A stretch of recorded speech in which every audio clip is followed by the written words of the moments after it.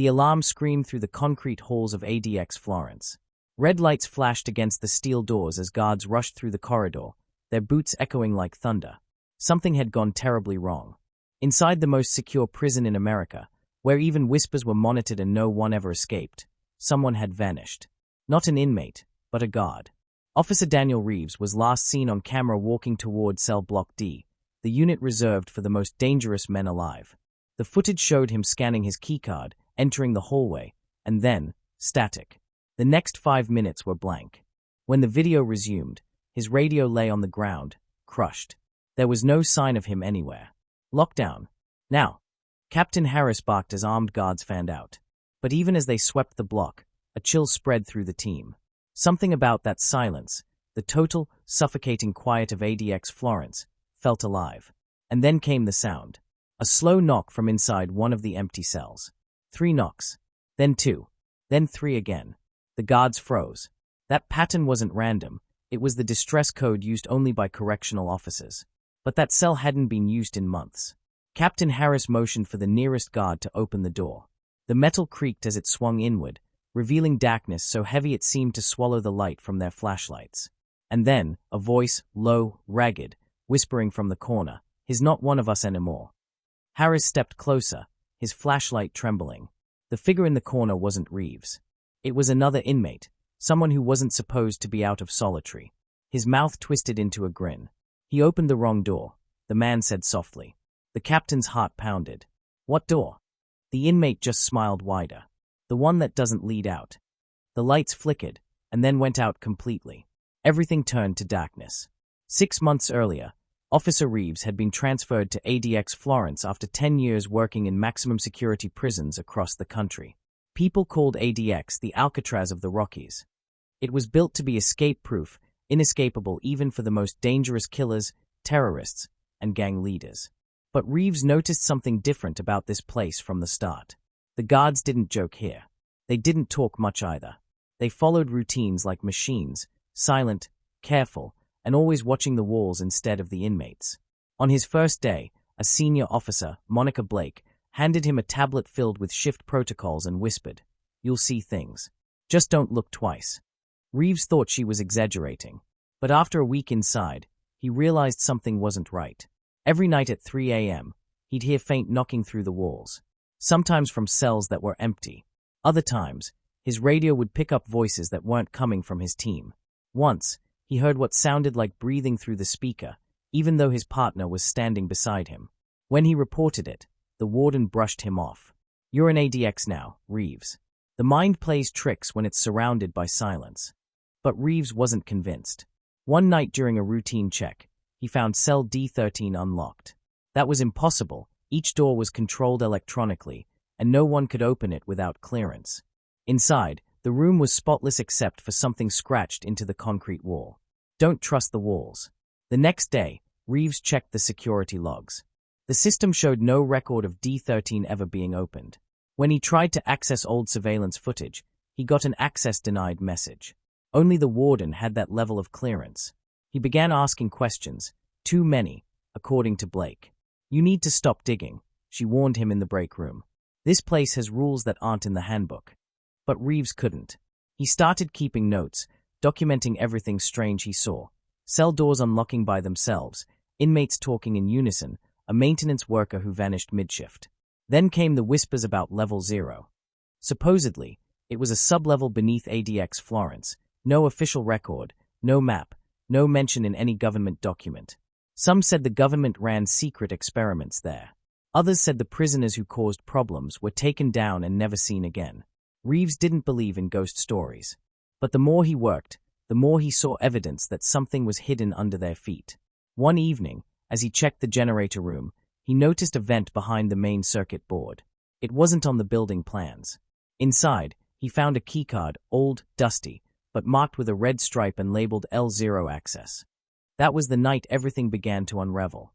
When Reeves scanned the keycard during his next shift, an elevator at the end of the maintenance hall lit up. It shouldn't have been active. No one ever used it. He hesitated, then stepped inside. The doors closed automatically. There was no button panel, just a single red light. The elevator moved down. When it stopped, The doors opened to a narrow corridor lined with metal doors, all sealed. A low humming filled the air. The walls here were different, polished, reflective, almost like glass. Reeves stepped forward and peered into one of the small windows on the doors. Inside was a cell, but not like any above ground. The walls were padded with black foam. In the center sat a man wearing a mask over his eyes. His lips moved, whispering something over and over. Reeves leaned closer and realized the man was saying his name. Daniel Reeves. Reeves stumbled back, heart racing. He hadn't told anyone about his visit to the lower level. Before he could react, the intercom crackled to life. "Officer Reeves, please return to your station." It was the warden's voice. Calm. Knowing. When Reeves got back to the elevator, the keycard was gone. From that night, everything changed. The walls seemed to follow him, the whispers louder than ever. Guards who used to talk to him avoided eye contact. His request for transfer was denied. 2 days later, Officer Reeves disappeared. When they finally found his notes, they were scattered across his locker, every page except one soaked in water. The last line he wrote read, "The guards aren't guarding us, they are guarding something else." The lights in ADX Florence flickered again. Somewhere deep underground, a faint knocking echoed, 3, 2, 3. And this time, everyone heard it. The silence inside ADX Florence that morning was heavy, not the usual kind of silence, but the kind that presses against your chest and makes every breath feel dangerous. It had been 3 days since Officer Daniel Reeves disappeared, and rumors were spreading through the staff faster than the warden could stop them. Some said he'd gone crazy and walked out into the desert. Others whispered that he'd found something he wasn't supposed to. Captain Harris didn't believe either story. Reeves was steady, sharp, and one of the best men he'd worked with. And yet, he had simply vanished. No trace. No camera footage. No exit logs. Just gone. That morning, Harris sat in the control room, staring at the security monitors. "Rewind footage from Corridor D," he ordered. The technician nodded, tapping at the keyboard. The grainy footage rolled back, showing Reeves entering the hallway. Static followed. Then, for just half a second, a shape flickered on screen, something moving behind him, tall and human-shaped, but distorted by the glitching camera.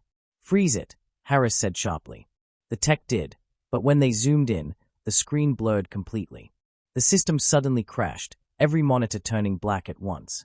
Then, across all 42 screens, the same message flashed in red. "Access revoked. Level 0 lockdown." The technician stared. "Sir, I didn't touch anything." Harris swallowed hard. "Level 0 again." That word kept returning, whispered, denied, erased. But it was real. And now, it had just taken control of the entire security system. That night, a storm rolled over Florence, lightning flashing across the desert sky. Officer Monica Blake couldn't sleep.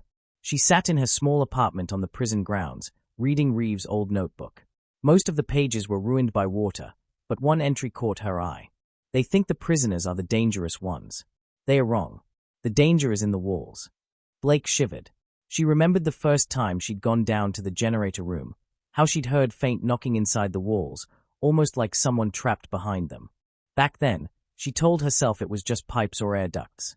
Now she wasn't so sure. She packed her flashlight, a spare radio, and Reeves' notebook, then drove back to the facility. The rain fell hard as she flashed her ID and walked inside. The halls were quiet. Too quiet. She made her way to the maintenance elevator Reeves had mentioned in his report, the one that wasn't supposed to work. When she reached it, her stomach twisted. The doors were open, and the elevator was waiting. Her finger hesitated over the call button. Then she stepped inside. The doors slid shut.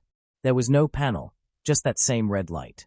Moments later, the elevator began to descend. It felt like forever before it stopped. The air down here was colder, thicker. The corridor ahead of her stretched into darkness, lined with smooth metal walls. Her radio buzzed softly, catching bits of static. Then a voice. "Officer Blake." She froze. It was faint, but she knew that voice. "Reeves." No answer. Just the sound of footsteps, slow, deliberate, coming from deeper inside the hall. She lifted her flashlight, the beam slicing through the dark. The corridor was lined with doors, each with a small glass window. Behind one, a man stood completely still, eyes wide open, staring right at her. He looked familiar, his badge still clipped to his chest. It was Reeves. "Daniel," she gasped, running forward. But when she reached the door, he didn't move. His lips began to form words, slow and shaky. "Don't open the door." Before she could ask why, the lights above flickered, then went out entirely. The corridor plunged into total blackness. Her flashlight died. She heard breathing, not hers. Something was behind her now. She turned slowly, her heart pounding. "Who's there?" A whisper brushed her ear. "The walls remember." Suddenly, her radio crackled to life, but it wasn't Control.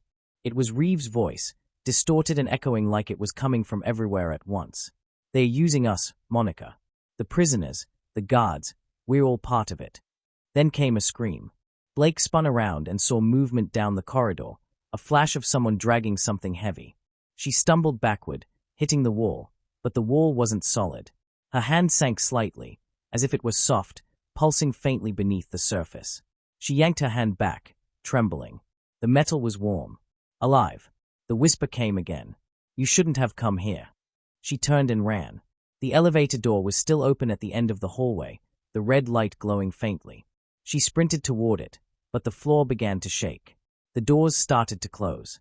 She dove through them just in time, slamming her fist against the wall. The elevator rose. When it reached the top, she crawled out, gasping. Everything looked normal, bright lights, clean floors, silent halls. But when she looked back, the elevator was gone. Just a blank wall. Her radio buzzed one last time. A faint voice whispered, "You're one of them now." Then silence. The next morning, Captain Harris found Monica Blake sitting alone in the control room, staring blankly at the monitors.